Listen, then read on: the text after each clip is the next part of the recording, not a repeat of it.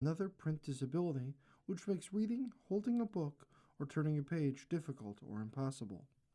The content is copyrighted by the respective publishers. For more information, please visit us on the web at nfradioreading.org. Hello, this is Corrine, and for the next hour, I'll be reading from the July 13th, 2026 issue of the Wall Street Journal on the Niagara Frontier Radio Reading Service. Thank you for joining us today.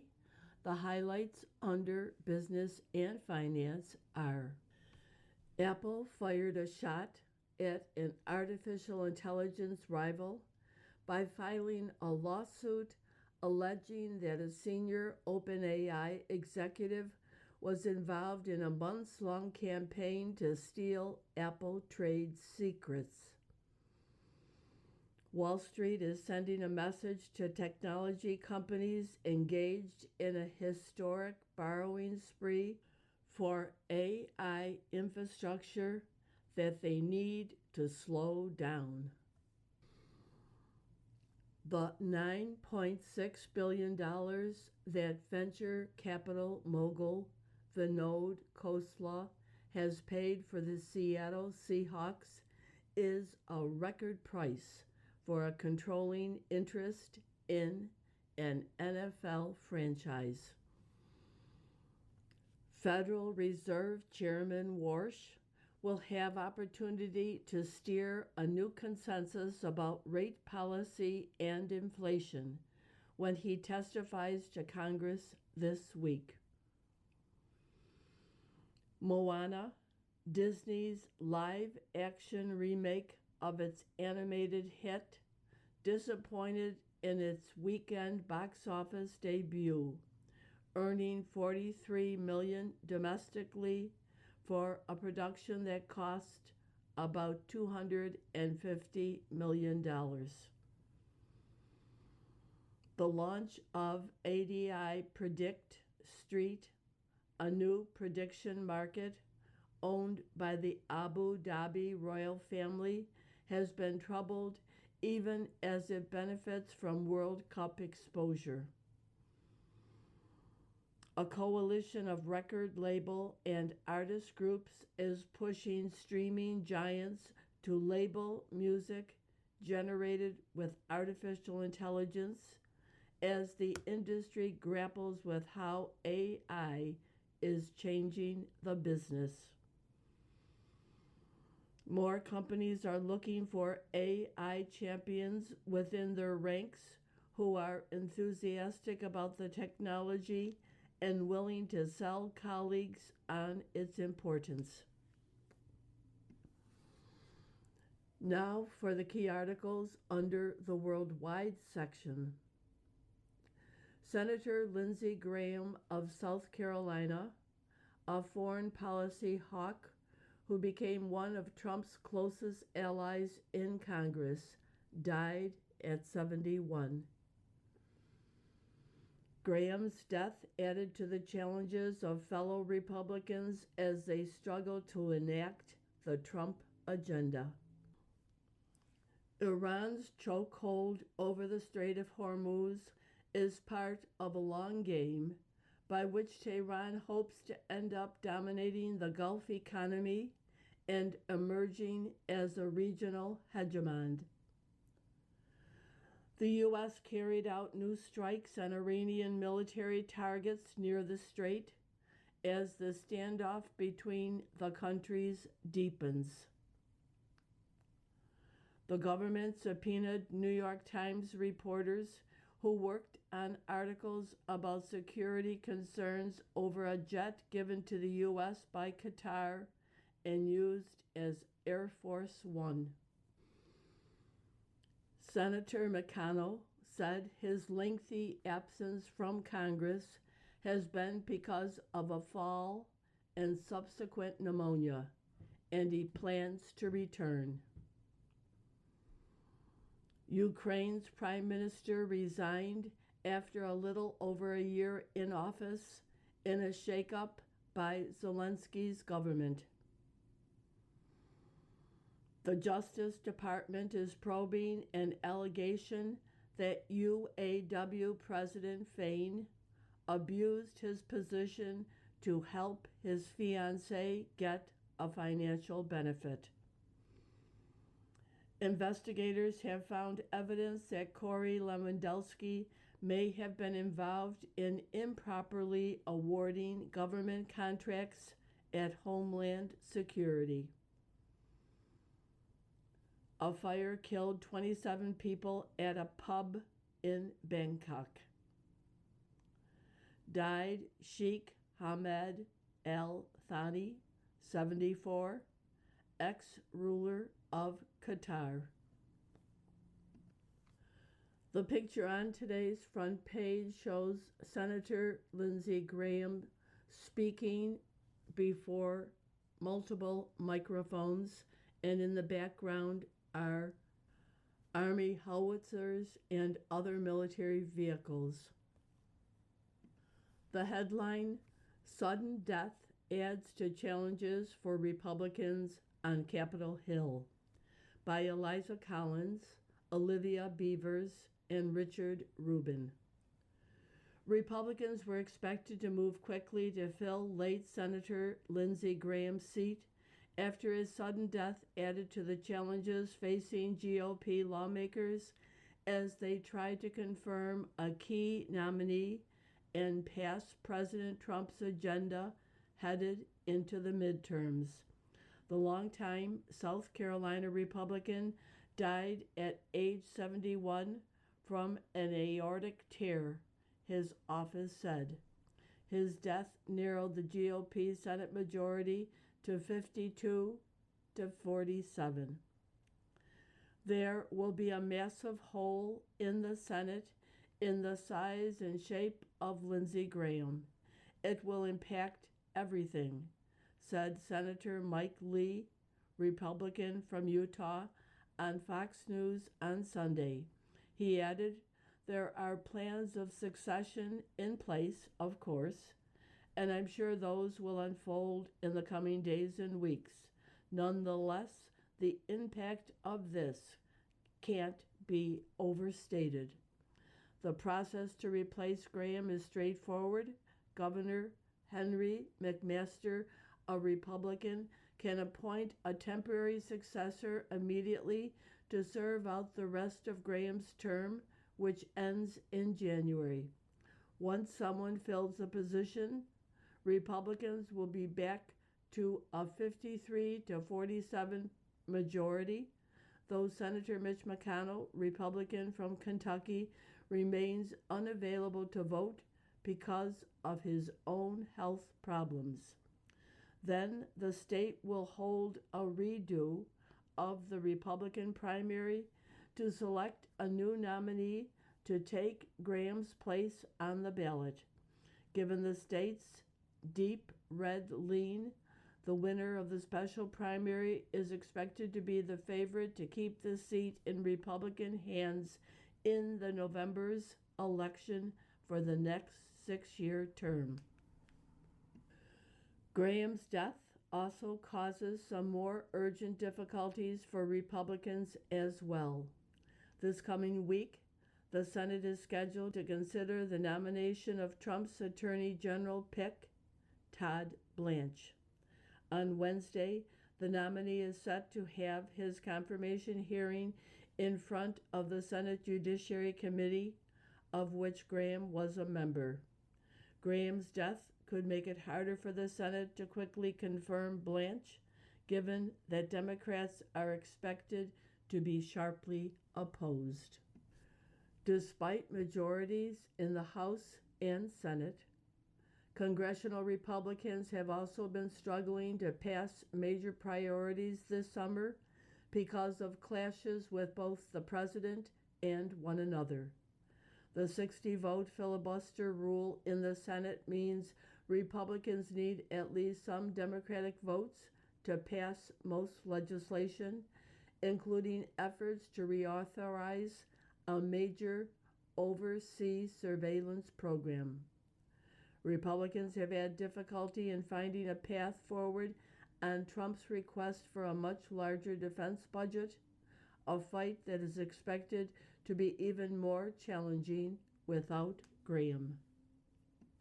In his final term, Graham chaired the Budget Committee, putting him in position to shepherd two major party line bills through Congress in 2025 and 2026, using the special budget reconciliation process that let Republicans bypass the filibuster. The first, Trump's One Big Beautiful Bill, extended expiring tax cuts and added new tax breaks. It also provided hundreds of billions of dollars for the military and immigration enforcement. The second, signed this year, locked in higher immigration enforcement funding levels for the rest of Trump's term. Some Republicans had been looking at a third reconciliation bill, which could include military funding, reductions in social safety net programs, and further tax cuts. Graham's death and McConnell's health problems come as many Republicans have embraced a more isolationist posture. Senator Graham, GOP stalwart, dies at 71. Trump ally backed tough action against Iran, had longtime support for Israel by Siobhan Hughes, Vera Bergengruen, and Alex Leary. Senator Lindsey Graham of South Carolina, a foreign policy hawk who transformed from a fierce critic of President Trump into one of his closest allies in Congress, has died. He was 71. The Republican senator, who was the chief congressional proponent of the months-old war with Iran and a staunch supporter of Israel and Ukraine, died after a brief and sudden illness, his office said on Sunday. He had been in Ukraine on Friday to meet with President Volodymyr Zelensky and had returned home to Washington. Graham was one of the greatest people and senators I have ever known, Trump posted on social media on Sunday. The president ordered flags flown at half-staff until Saturday evening. Graham's family said it appreciated prayers and asked for privacy. Emergency personnel responded to a medical emergency for a person suffering from cardiac arrest at Graham's address on Capitol Hill on Saturday evening, according to a recording of police scanner traffic reviewed by the Wall Street Journal. A Graham spokeswoman said the District of Columbia medical examiner, in preliminary findings, said the senator died following a tear in his aorta because of arteriosclerotic cardiovascular disease. The spokeswoman said the death certificate will be pending until all toxicological and microscopic testing is finalized. The death of one of the most influential GOP senators stunned Washington. Total shock and disbelief at the loss of a great American, said Senator Bernie Moreno, Republican from Ohio. My heart is heavy this morning, said Senate Majority Leader John Thune, Republican from South Dakota. Graham, who was first elected to the House in 1994, was elected to the Senate in 2002 and held the seat since then, forming close ties on both sides of the aisle. Graham served in the Air Force Reserve until his retirement in 2015 at age 60 with the rank of colonel. He was awarded a Bronze Star Medal for his exceptionally meritorious service. You are listening to a reading of articles and features from the Wall Street Journal.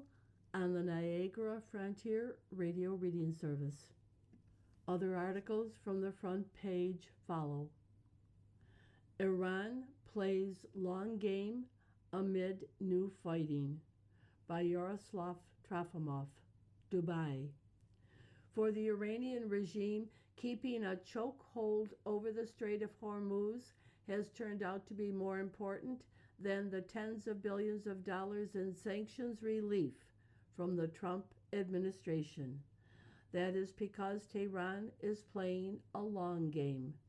Iranian officials believe the country has finally emerged as a regional hegemon after the U.S. and Israel failed to achieve their main goals in the war they unleashed in February.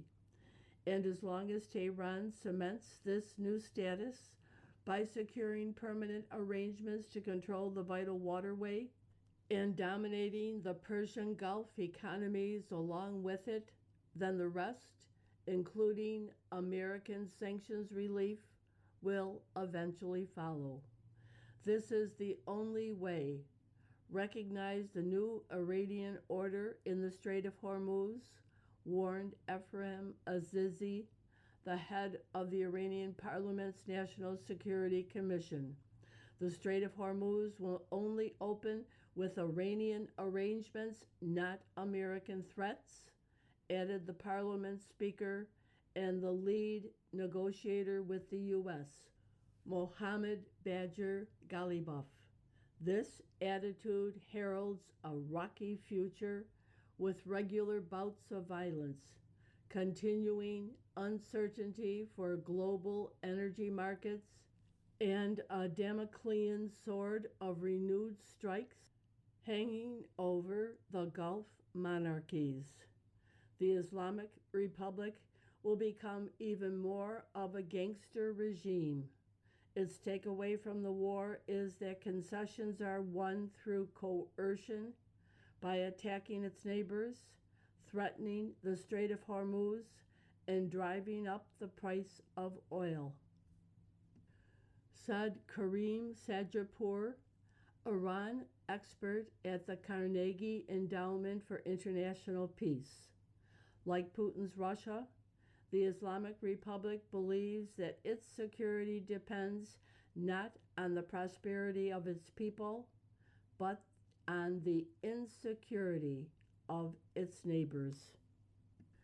And just like Russia in its own neighborhood, the Iranian regime views the oil-rich Gulf monarchies as belonging to its own natural sphere of influence, a sphere denied to it by American meddling ever since the 1979 Islamic Revolution. Now that America has failed to protect these Gulf states from Iranian attacks, Tehran's drive to institutionalize Iranian control over the Strait of Hormuz reflects its ambition to establish a new Pax Iranica in the Middle East. After all, the Gulf countries, to a varying extent, rely on the strait not just for oil and gas exports, but also for other vital supplies, from consumer items to food. Glimpses of the changing relationship could already be seen in Tehran during the recent funeral of Supreme Leader Ali Khamenei, attended by officials from 3 of the 6 Gulf states that were struck by Iranian missiles and drones last spring: Saudi Arabia, Qatar, and Oman. The Saudi delegation was made to listen to what many in the region perceived as a deliberately insulting verse from the Quran, which spoke about a battle between the disbelievers and the divinely backed side, with the implication that the Saudis belonged to the former camp. The remaining Gulf states that stayed away from Khamenei's funeral, including the United Arab Emirates, are nevertheless engaging in direct contacts with Tehran. The latest round of violence in the region led Washington to withdraw the Treasury Department waiver issued last month that allowed the sale of Iranian oil on international markets. That waiver had thrown a critical lifeline to the sanctions strangled Iranian economy pending negotiations on Iran's nuclear ambitions, the original reason for the war. The current series of strikes by the U.S. and Iran was sparked by Iranian attacks on vessels trying to transit the Strait of Hormuz via Omani territorial waters, bypassing the toll booth on the Iranian side of the waterway. Tehran argued that it was justified in its actions because the memorandum of understanding it signed with the Trump administration last month specifies that maritime traffic through the strait, while not requiring fees, will flow via Iranian arrangements. American officials disagreed with this interpretation and on Friday said Iran should release a statement declaring that the Strait of Hormuz was open and that it would stop shooting at ships, suggesting serious consequences if it didn't.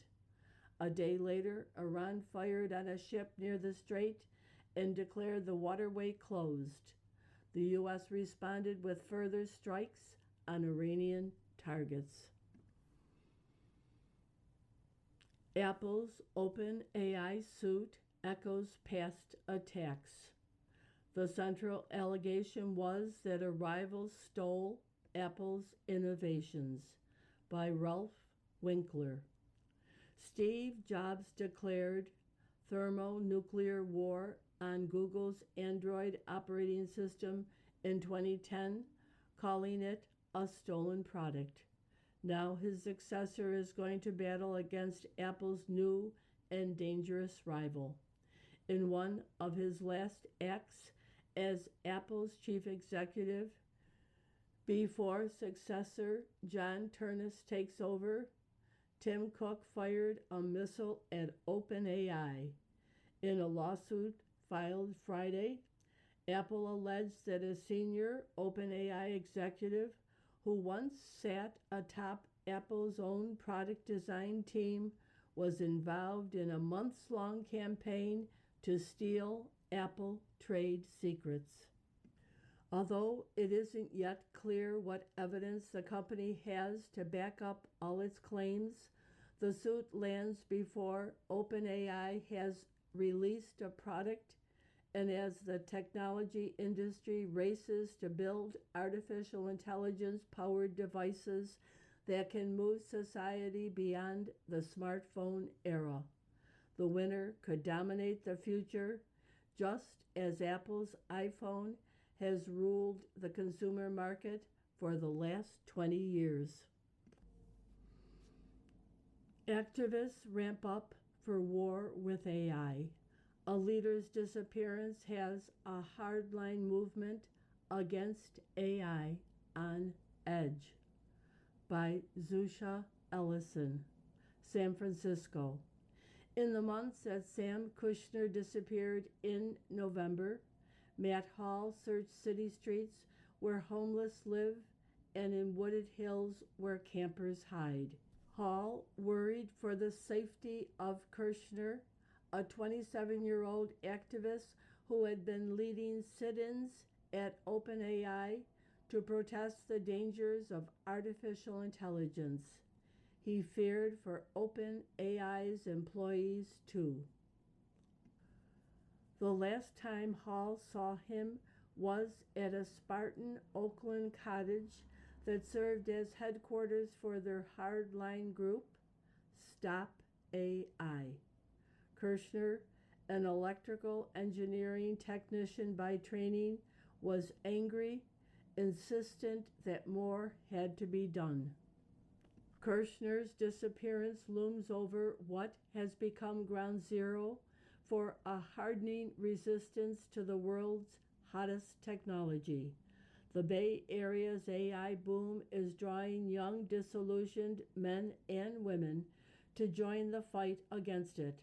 They are upending their lives and leaving behind careers for think tanks, nonprofits, and street protest groups. Their cause is now riding a surge of anti AI backlash. Many Americans are souring on the technology amid mass layoffs, data center sprawl, reports of chatbot fueled attacks by unstable users, and hacking tools that have panicked cybersecurity professionals. But for activists on the front lines, the driving fear is human extinction. The caption under a picture of a tennis player attempting to hit the ball. Strong return. The world's #1 ranked tennis player, Jannik Sinner, defeated Alexander Zverev of Germany in 4 close sets. Among women, Linda Noskova beat Karolina Machova. In the World Cup, Argentina beat Switzerland 3-1 to set up a matchup against Jude Bellingham and England in a World Cup semifinal on Wednesday. England scored twice, Norway once. France and Spain play in the other semifinal on Tuesday. New rules for sunscreen this summer. FDA approves a new ingredient for protection, a decision dermatologists say is long overdue. By Celia Bernhardt. Just when you thought you had sunscreen figured out, the Food and Drug Administration approved a new ingredient for use later this summer. B-metrizanol, or BEMT, is the first new ingredient approved by the FDA since the late 1990s. Consumers in other countries love it because it is longer lasting, provides robust sun protection, and doesn't feel greasy or leave white residue. Dermatologists say the decision is long overdue. B-metrizanol has been widely used for decades in Asia and in Europe. It provides broader spectrum protection than other ingredients, shielding skin from both UV rays, which penetrate deep into the skin, causing premature aging, and UVB rays, which cause sunburn. Companies can start using the new ingredient in their product on August 9th. Kenvue, Neutrogena's parent company, has confirmed that it is planning to add benmetrizanol to its collection, but didn't say when exactly. CVS Health said it is having conversations with its store brand sunscreen supplier about using the ingredient. Another common question: does my SPF moisturizer or foundation work as sunscreen?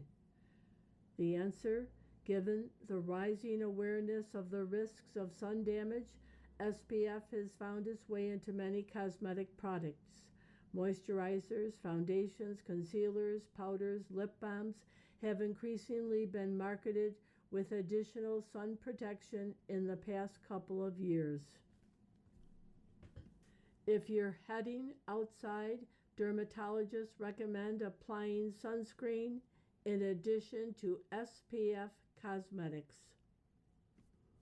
What SPF should I use? The numbers on a sunscreen's SPF label can be a bit misleading.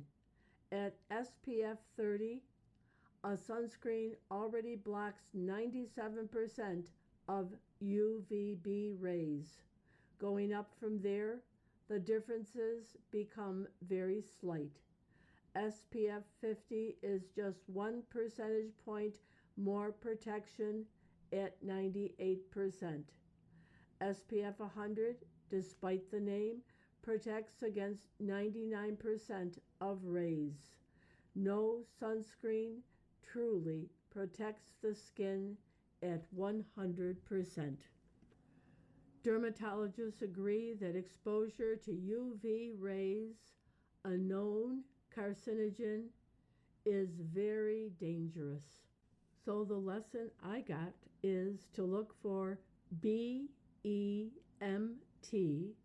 or benmetrizanol on the new sunscreen as of August 9th. You are listening to a reading of articles and features from the Wall Street Journal on the Niagara Frontier Radio Reading Service. From the editorial page, Lindsey Graham, 1955 to 2026. The senator was an influential voice for U.S. global leadership. The death of Lindsey Graham on Saturday at age 71 is a loss for the country and the cause of global freedom. The South Carolina senator was a vocal stalwart of the shrinking band of Republicans in Congress who believe U.S. national security requires both a stronger military and American global leadership. The four-term senator was seeking re-election this year and had recently returned from another of his many trips to Ukraine. An Air Force veteran, Graham often traveled abroad to understand conflicts firsthand, and he was especially influential with leaders in Europe and the Middle East. He was a longtime advocate for Ukraine as it sought to defend itself against a marauding Russia. In a fitting final accomplishment, he announced last week that he and other senators had agreed with President Trump on a bill to sanction nations that buy Russian oil and gas. An appropriate Senate tribute would be moving this bill quickly to the floor for a vote. Graham was also clear-eyed about the threat from Iran's revolutionary regime and its implacable desire to build a nuclear weapon. He was skeptical that Iran would honor any agreement with the U.S., and the regime is vindicating that view by the day as it violates the ceasefire and the memorandum of understanding it negotiated with the U.S. The senator was also a leading supporter of Israel, though not without criticism of those on the Israeli right who don't want any accommodation with the Palestinians. One of his longtime diplomatic goals was getting Saudi Arabia to normalize relations with Israel and join the Abraham Accords. The press and Democrats accused him of abandoning his principles by supporting President Trump after criticizing him while running against him for president in 2016. But Graham knew exactly what he was doing. He actually liked Mr. Trump personally, but his larger calculation was that by supporting the president, he could compete for influence with Senator Rand Paul and other isolationists who sometimes have Mr. Trump's ear. He was more successful on that score behind the scenes than most people in the media understand. In the first term, he lobbied Mr. Trump against any such potential mistakes as withdrawing all U.S. troops from Afghanistan, Syria, South Korea, and Europe. In the second term, he has been a crucial counter voice to Vice President J.D. Vance and others in the administration and Congress who said Ukraine was a sure loser against Russia. Kyiv doesn't look like a sure loser now. And as Budget Committee Chairman, Graham pushed for more military spending to enhance U.S. deterrence around the world. His legacy on domestic policy includes steering the confirmation of Amy Coney Barrett to the Supreme Court as chairman of the Senate Judiciary Committee. Some readers may recall his stem-winding and much-needed rebuke of Democrats in 2018 for their assault on Brett Kavanaugh for uncorroborated accusations. We had differences with Graham on his backing for the plaintiff's bar and such ideas as cap and trade for climate change. But he was one of those politicians, too rare in politics these days, who dealt with criticism as a happy warrior. He understood he needed allies for the next fight. The D.C. Medical Examiner's preliminary report pegged the cause of death as an aortic tear. But given that Iran, Russia, and other adversaries benefit from his death, we hope officials ensure there was no foul play. An autopsy may be warranted. The administration should not want conspiracy theories to proliferate. As Mr. Trump and many others around the world are saying, Graham was a patriot whose work on behalf of liberty will be missed. Will other Republicans pick up his fallen baton? Someone needs to. One secret of Mandani's success. We've been telling you for years about the flight of taxpayers from New York, so it's nice to get confirming evidence from the New York State Comptroller's Office of all places. Comptroller Thomas DiNapoli rolled out a new migration dashboard on Friday that proves the point and may explain why this taxpayer flight is leading to the political rise of socialists. The data provide more evidence that pandemic lockdowns fueled an exodus from the state, with 112,458 tax filers on net vamoosing in 2020. That's 1 in every 100 resident taxpayers. Another 95,679 on net moved out between 2021 and 2024. These figures include only tax filers, not the broader population, some of whom don't pay state income tax. While out-migration has slowed in the last couple of years, high earners and married people continue to leave in large numbers. The data shows that 13,662 taxpayers, roughly 1 in 1,000 resident taxpayers on net, left the state in 2024.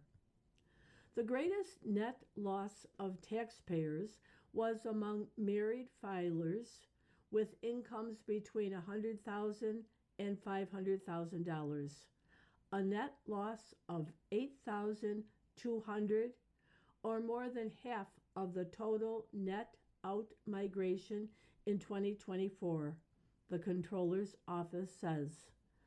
The highest out migration rate was for households making $500,000 or more, about 1 in 100 of whom moved out that year.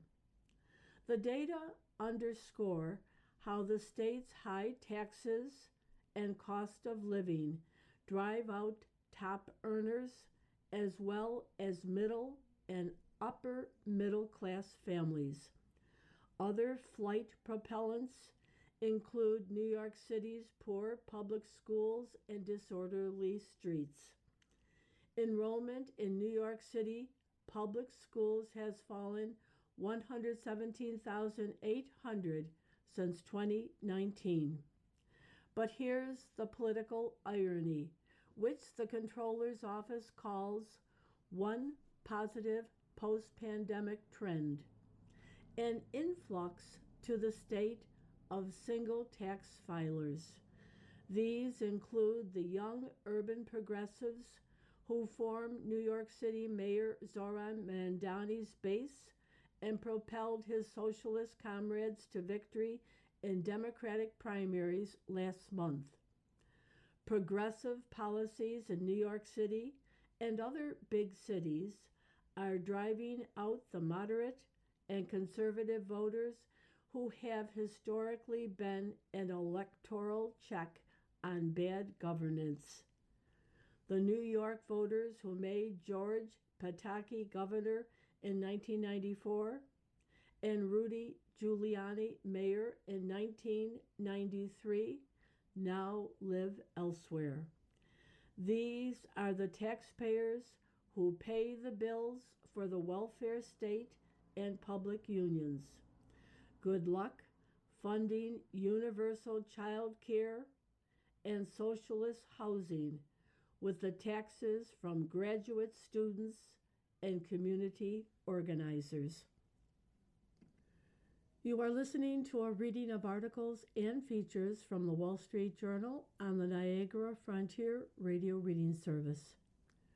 From the opinion pages, Iran is too weak to make peace. The U.S.-Israel strikes so successfully decapitated the leadership that no one has authority to negotiate. By John Bolton. The U.S.-Iran Memorandum of Understanding and its ceasefire were effectively dead on arrival. Donald Trump and his top advisors now acknowledge their demise, but the agreement was never viable, ironically, because the U.S.-Israel military effort was so successful. Tehran doesn't have a government in any coherent sense. In national security affairs, it has no authoritative decision maker or process that produces binding government-wide decisions. In Iran, the answer to Robert Dahl's famous question, "Who governs?" is, "We don't know, and neither do the Iranians."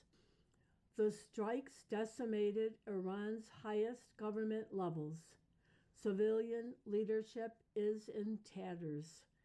Even the Islamic Revolutionary Guard Corps command and control over its components is uncertain, due in part to Iran's long-standing defensive strategy to decentralize authority, which it executed at the war's outset. Among the clerics and their oligarchical families, there is discord over what comes next after Supreme Leader Ali Khamenei's killing. What exists instead of a government is heads of authority with various kinds of clout and vulnerability.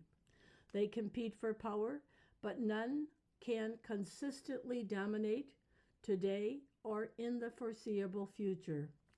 This disarray explains why some in Iran are again reportedly plotting to murder Mr. Trump, while others are still negotiating with his representatives. Iran's governmental disaggregation has enormous implications on how Washington deals with Tehran. It is precisely our success in so effectively shattering its leadership and destroying instruments of its state power that precludes the current regime from functioning cohesively. This conclusion, or hypothesis if you prefer, is unpalatable to those who are determined to play down the damage caused by our attacks out of either sympathy for Iran or antipathy toward the U.S. or the administration. They fear admitting the devastation of authority in Iran with the attendant repercussion that regime change might be near. Considering Iran's behavior, however, certainly on national security issues, regime disintegration is the only consistent explanation for its erratic post-strike actions. The civilian officials running Iran's negotiations are among the weakest surviving actors. President Masoud Pezeshkian is a functionary selected in haste in 2024 to replace Ephraim Raisi, whose helicopter crashed into a mountain. Raisi was once a potential successor to Khamenei, whereas Mr. Pezeshkian was merely a safe pair of hands. His position is so tenuous that he is reported to have been physically attacked during Khamenei's funeral, a lengthy ritual of mourning and anti-U.S. propaganda that likely strengthened the IRGC. Parliament Speaker Mohammed Ghalibaf is a repeatedly failed presidential candidate who heads a body that has had almost no impact on Iran's governance since its establishment in 1980. Foreign Minister Abbas Araghchi runs a department with almost no role in domestic politics and is among the last to know what the IRGC is doing. The problem is evident. U.S. negotiators are talking to people who can't deliver. On July 8th, after calling Iran's team scum, Mr. Trump said his representatives could continue talking if they desired, but he saw no value in it. This could indicate that our representatives have fallen prey to the twin maladies of moral equivalence, seeing the disputed positions as equally justifiable, and mirror imaging, thinking their interlocutors are also looking for a fair, reasonable solution. Even Iran's moderate diplomats don't suffer these frailties. Washington also ignored or misread current Supreme Leader Mojtaba Khamenei's comment that while he would allow the Memorandum of Understanding, he opposed it as a matter of principle. His father often made similar statements, saying it was not smart, wise, or honorable to deal with Washington. U.S. administrations have repeatedly failed to grasp that Iranians mean it when they say their leader supreme. To be sure, we can't know how much of any given day the young Mr. Khamenei is compos mentis, mentally sound. In the meantime, the IRGC is firing missiles at American bases and other targets in the Middle East, attacking ships in the Gulf and the Strait of Hormuz, and attempting to rebuild Iran's nuclear program and terrorist proxies like Hamas and Hezbollah. This should surprise no one. It was critics of the U.S.-Israeli strikes who were loudest voicing their fears that the war would strengthen IRGC power. The ceasefire experiment proves the futility of negotiating with authorities who can't change this reality. Mr. Trump will have either to accept indefinite frustration and uncertainty or to resume large-scale offensive operations, not merely tit-for-tat reprisals. Reimposing sanctions on Iran was correct, but is at best a partial fix. America should stop looking for moderates to bolster and hardliners to isolate. In Iran, we are dealing with civilians whose predecessors have patiently sweet talked successive U.S. administrations into acquiescing to Iran's nuclear weapons project. Those who want to defy us militarily simply ignore what is negotiated. The sweet talking civilians don't have weapons or control over the nuclear program, but the others do. Hence the chaos in the Gulf. We can face this reality now or after November's elections.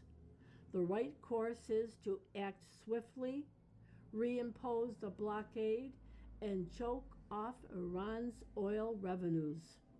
Continued uncertainty in the Gulf could well keep oil prices elevated before November, regardless of negotiations or ceasefires.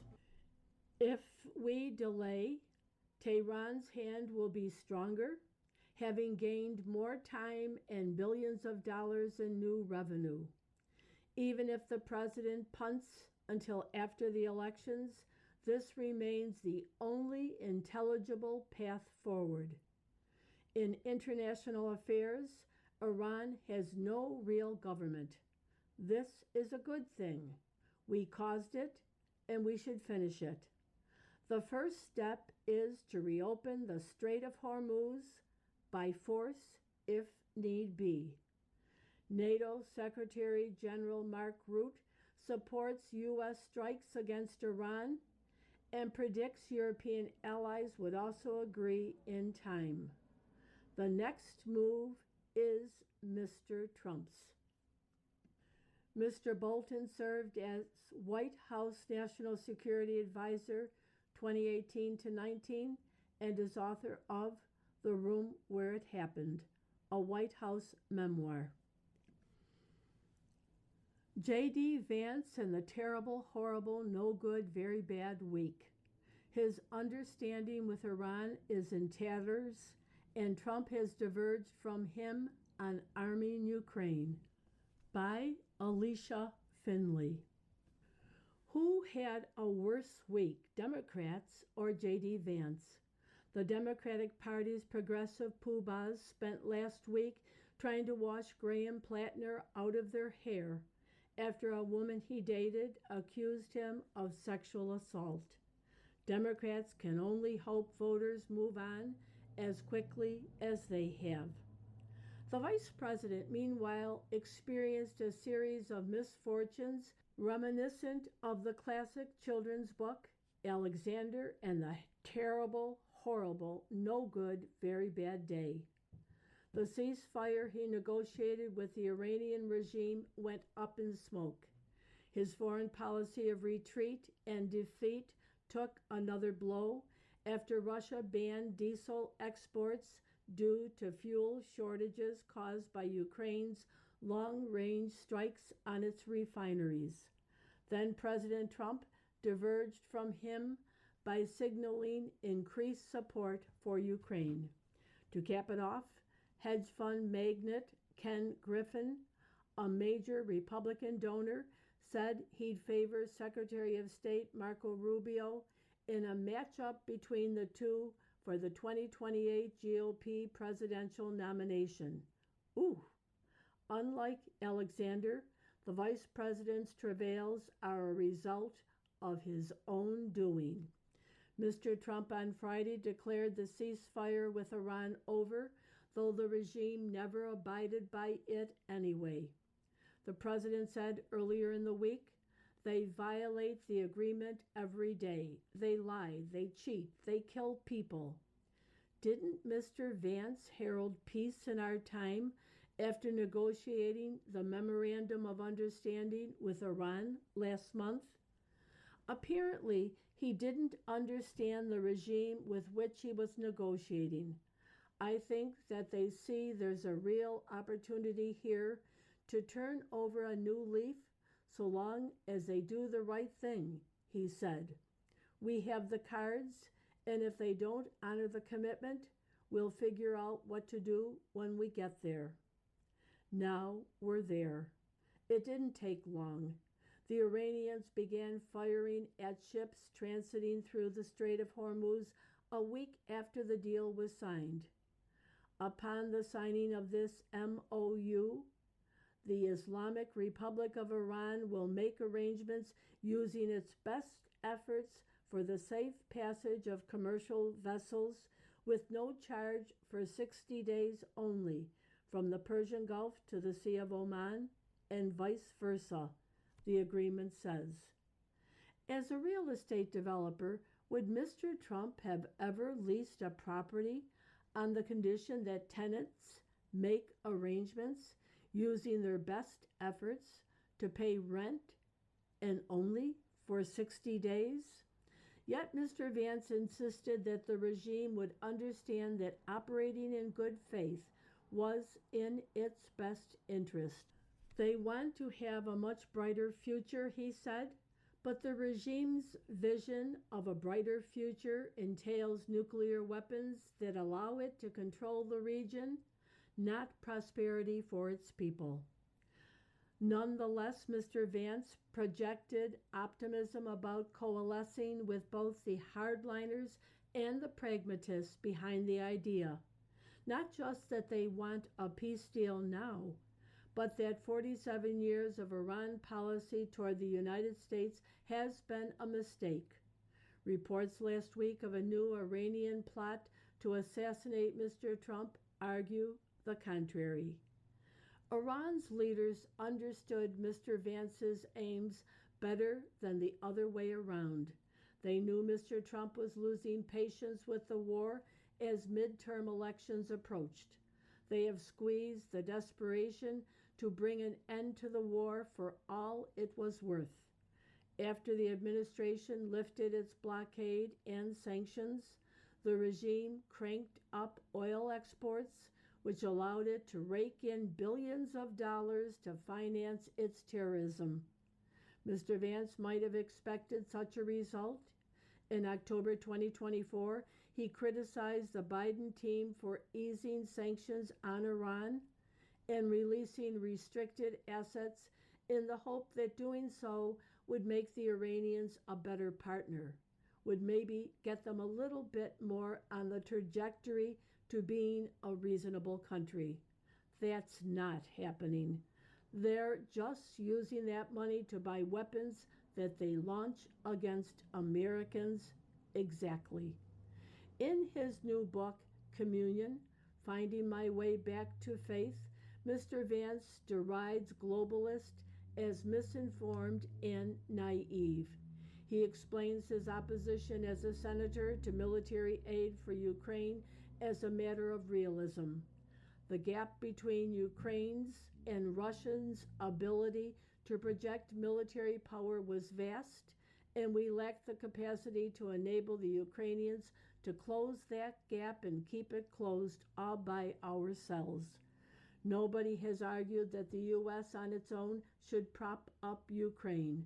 The Europeans have assisted mightily.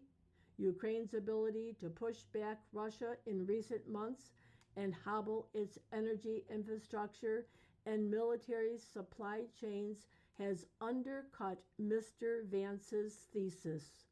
Who's naive and misinformed?